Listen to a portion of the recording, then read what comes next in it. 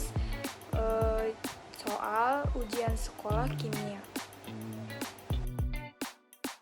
Assalamualaikum warahmatullahi wabarakatuh. Nama saya Syarifah Zahra dari kelas 12 IPA 2. Hari ini saya akan membahas persiapan soal US. Soal nomor 30. Diketahui spesies X, Y, dan Z memiliki konfigurasi elektron sebagai berikut. X sama dengan 4S pangkat 2, 3D pangkat 6. Y sama dengan 4S pangkat 2, 3D pangkat 8. Z sama dengan 4S pangkat 0 dan 3D pangkat 9.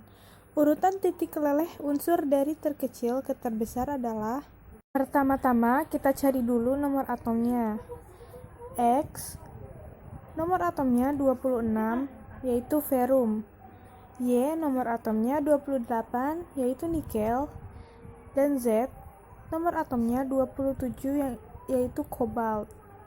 Setelah itu, kita cari titik lelehnya. Titik leleh ferum yaitu 1538, titik leleh nikel 1495, dan titik leleh kobalt yaitu 1455. Dari titik leleh tersebut dapat diketahui urutan dari yang terkecil hingga terbesar yaitu Z, Y, dan X. Dari wacana ambang batas standar WHO yang dinyatakan U-gram per meter kubik setara dengan kadar dalam bagian per juta sebesar sesuai dengan rumus perpangkatan, apabila dikali pangkatnya ditambah, dan kalau dibagi berarti dikurang. Satuannya yang sama juga dicoret, jadi hasil akhirnya adalah 10 pangkat min 6 BPJ.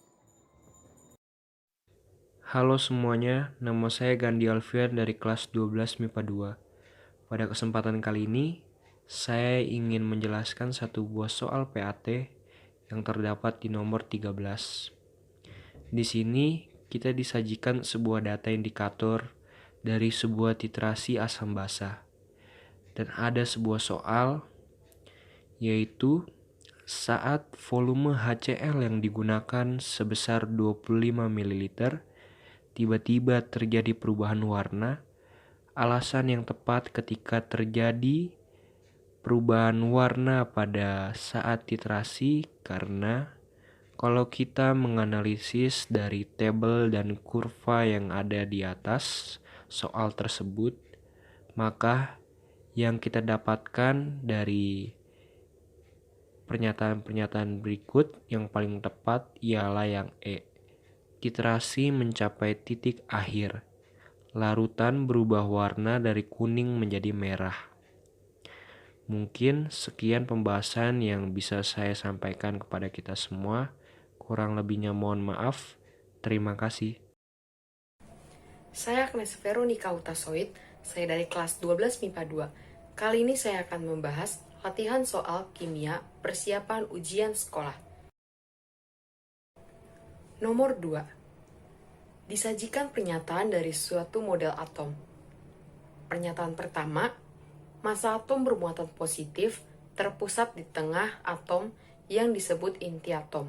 Pernyataan kedua, elektron beredar mengelilingi inti pada ruang hampa di sekeliling inti. Teori atom sesuai pernyataan dan gambar model atomnya adalah, dari pernyataan yang ada di atas, pernyataan tersebut lebih merujuk kepada model atom Rutherford, karena model atom Rutherford memiliki ciri-ciri seperti berikut. Ciri-ciri yang pertama, dengan kecepatan yang sangat tinggi, elektron bergerak mengelilingi inti. Ciri-ciri yang kedua, sebagian kecil dibelokkan dan sedikit sekali yang dipantulkan. Ciri-ciri yang ketiga, permukaan kosong atau hampa, merupakan bentuk atom. Pernyataan yang keempat, ciri-ciri yang keempat, awan elektron tidak mempengaruhi penyebaran partikel alfa. Dan ciri-ciri yang kelima, dengan bermuatan positif dan termaksud pusat massa atom, disebut inti atom. Maka, dari dua pernyataan di atas, jawabannya adalah model atom Rutherford. Pembahasan soal nomor 25. Konfigurasi elektron dari unsur P dan Q berturut-turut adalah sebagai berikut. Jika P dan Q membentuk senyawa, maka jenis ikatan dan rumus kimia yang terbentuk adalah: unsur P memiliki elektron valensi 6 dan unsur Q memiliki elektron valensi 7. Untuk memenuhi kaidah oktet, maka dibutuhkan 2 elektron pada unsur P agar menjadi 8 dan 1 elektron pada unsur Q agar menjadi 8. Karena kedua unsur sama-sama membutuhkan elektron dan tidak dapat saling memberikan, maka termasuk ke dalam ikatan kovalen. Lalu untuk menentukan rumus kimianya di mana P membutuhkan 2 elektron dan Q membutuhkan 1 elektron. Untuk memudahkannya, kita kalikan saja P dikali 1 dan Q dikali 2 menjadi perkalian silang. Maka diketahui hasilnya yaitu PQ2. Jadi jawaban yang tepat yaitu E, ikatan kovalen PQ2. Oke, saya akan menjelaskan nomor 38. Materi laju reaksi bab 1 metode ilmiah. Percobaan yang dilakukan terhadap 1 gram pita magnesium dengan 25 ml larutan asam klorida sebagai berikut. Variabel bebas, variabel kontrol, dan variabel terikat dari percobaan tersebut berturut-turut adalah. Nah, sebelumnya kita perlu mengetahui apa itu variabel bebas, variabel terkontrol, dan variabel terikat. Variabel bebas adalah variabel yang mempengaruhi variabel terikat yang sengaja dibuat berbeda, atau variabel bebas adalah tipe variabel yang menjelaskan atau mempengaruhi variabel lain. Variabel kontrol adalah variabel yang dibuat sama untuk semua perlakuan. Artinya, variabel kontrol adalah variabel yang mengontrol keadaan atau variabel pembanding terhadap variabel yang telah diuji. Nah, kalau variabel terikat atau dependent adalah variabel yang tengah diamati atau diobservasi. Jadi, bisa kita simpulkan bahwa jawaban yang benar adalah D, konsentrasi HCl, luas permukaan Mg, dan waktu. Terima kasih.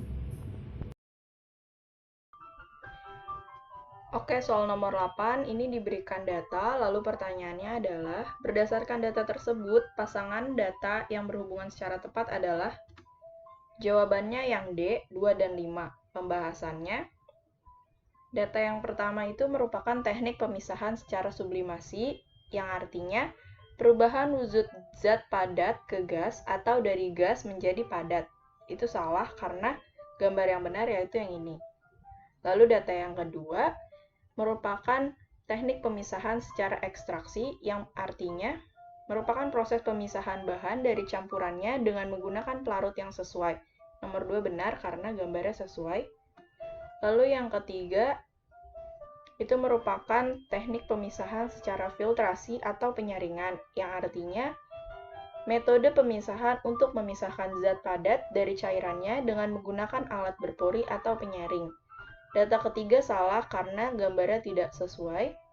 Lalu data keempat merupakan teknik pemisahan secara kristalisasi, yang berarti cara pemisahan campuran antara zat padat terlarut dalam larutan dengan cara menguapkan pelarutnya.